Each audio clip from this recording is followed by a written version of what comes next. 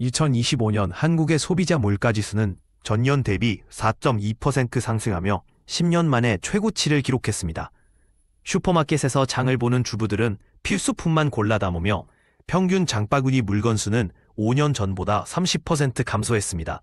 통계청 조사에 따르면 가계의 비필수품 지출이 42% 줄어들었고, 이는 경제 위축의 초기 신호로 해석됩니다. 코스피 지수는 3개월 연속 15% 폭락하며 2100선이 무너졌습니다. 동시에 청년 실업률은 9.8%로 치솟았고 30대 이하 신규 채용은 전년 동기 대비 37% 감소했습니다. 금융감독원 보고서는 기업들의 투자 위축이 고용 악화의 주된 원인이라고 지적하며, 이는 1997년 외환위기 이후 최하의 경제지표로 평가받고 있습니다. 한국은행이 발표한 3분기 경제심리지수 ESI는 61.2로 급락하며 위기 기준선 65.0 아래로 떨어졌습니다. 이는 가계의 미래 소비 계획이 40% 감소했고 기업의 설비 투자 의지도 28% 하락한 결과입니다. 특히 2030 세대의 경제 전망 점수는 35.7에 불과해 전체 평균보다 25점가량 낮은 것으로 나타났습니다. 대기업들의 구조조정 루머가 확산되면서 직장인들의 불안감이 극에 달했습니다. 실제로 500인 이상 기업의 43%가 인력 감축 계획을 검토 중이며, 특히 IT 업계에서는 23%의 정리해고가 진행 중입니다.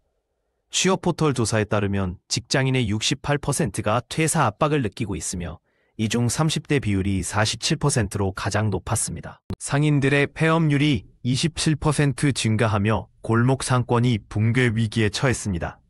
한국소상공인 연합회 조사에 따르면 월 매출 300만 원 미만 점포가 52%에 달하며 평균 영업일수도 주 4일로 줄었습니다. 특히 프랜차이즈 카페의 무분별한 진출로 인해 동네 커피숍의 35%가 문을 닫았고, 이는 지역경제 악화의 선순환 구조를 더욱 악화시키고 있습니다. 은행권의 대출금리가 연 5.8%까지 치솟으며 주택담보대출, 전세대출 포함 승인율이 41% 급감했습니다. 금융위원회 자료에 의하면 1인당 평균 대출 심사 기간이 14일로 2배 이상 늘어났고, 신용점수 700점 미만 계층의 대출 거절률은 78%에 이릅니다.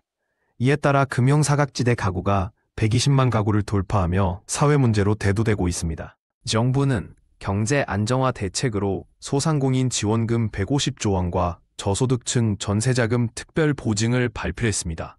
그러나 한국경제연구원 분석에 따르면 이번 정책이 실제 도움이 될 가구는 전체의 18%에 불과할 것으로 예상됩니다. 특히 20, 30대 단독 가구 지원 미반영으로 인해 SNS에서는 세대 간 형평성 논란이 확산 중입니다. 온라인 커뮤니티에서는 경제 무너짐 관련 게시물이 하루 평균 1만 2천 건 이상 올라오며 공포감이 증폭되고 있습니다. 빅데이터 분석 결과 파산, 퇴사, 이민 키워드 검색량이 320% 증가했고, 특히 20대 남성의 해외 취업 관련 검색은 전년 대비 7배 늘었습니다. 전문가들은 이 같은 정보 과잉 공급이 불안 심리를 가속화한다고 경고합니다. 가구당 평균 저축률이 15% 상승한 반면 외식비는 40% 감소하는 등 극심한 절약 경향이 나타나고 있습니다. 한국소비자원 조사에 따르면 10가구 중 7가구가 중고거래 플랫폼을 적극 활용 중이며 주부의 62%는 한 달 살기 식단을 실천 중입니다. 부업을 갖는 비율도 45%로 5년 전보다 3배 증가한 상황입니다. 2025년 한국 경제의 가장 큰 도전은 신뢰 회복입니다. 국제통화기금 한국의 성장률 전망을 2.1%로 하향 조정했지만 노동 생산성 저하 마이너스 1.2%, 인구 감소 마이너스 0.8%가 복합작용하면 실제 성장률은 1%대에 그칠 것이라고 경고합니다. 전문가들은 단기적 지원보다는 산업 구조 개편과 청년 일자리 창출 시스템 혁신이 필요하다고 강조합니다.